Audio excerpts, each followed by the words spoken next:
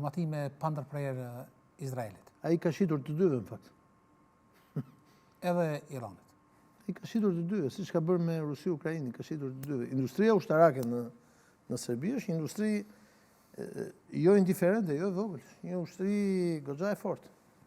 Një industri e cila ne pam në atë ngjarjen e famshme të tetorit në veri të Kosovës, që pe ato armatimet ishin gjitha prodhim i ri i industrisë serbe. Ato që kapi policia e Kosovës që u bën publike. Vetëm aty ka pas 10 milion euro armatime, pa llogarit vlerën e veturave këto gjëra të tjera. Industria ushtarake e Serbisë nuk është industri e vogël. Ndaj lypset që Kosova dhe Shqipëria të kthejë aftësinë e vet industriale për të mbrojtur. Ilir, edhe diçka rreth kësaj. Duke e parë këtë konflikt apo këtë luftë ndërmjet Izraelit dhe Iranit, kush mund të përfitojë më shumë tek ne, në Ballkan? Serbia, shqiptarët dhe si?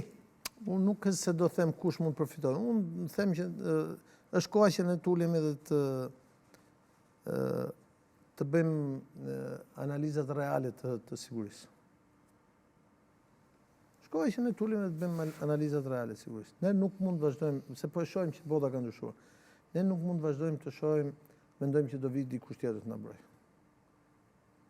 Edhe qytetarët tanë duhet ta kuptojnë, edhe që një pjesë e buxheteve tona duhet shkojnë për mbrojtjen. Ai 1 miliard që famshëm që unë kam thënë këtë studio aty që Kosova duhet. E kemi përmendur shumë shpesh.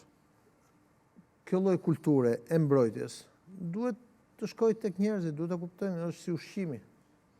Nuk mund të kemi shtete demokratike nëse shtetet tona nuk janë të forta. Nuk mund të kemi shtete demokratike nëse institucionet tona nuk janë të forta. Po cilat institucionet? Institucionet e sigurisë, pra shërbimet inteligjente, forcat e armatosura, ndërgjegja e njerëzve, edhe njerëzit duhet të ftillohen. Sepse jetojmë në një territor ku vetëm para 30 vjetësh kemi pas luftë. Para 25 vjetësh ka qenë Kosova, 26 vjetësh. Apo edhe incidente të vazhdueshme në konfliktin. Po luftë.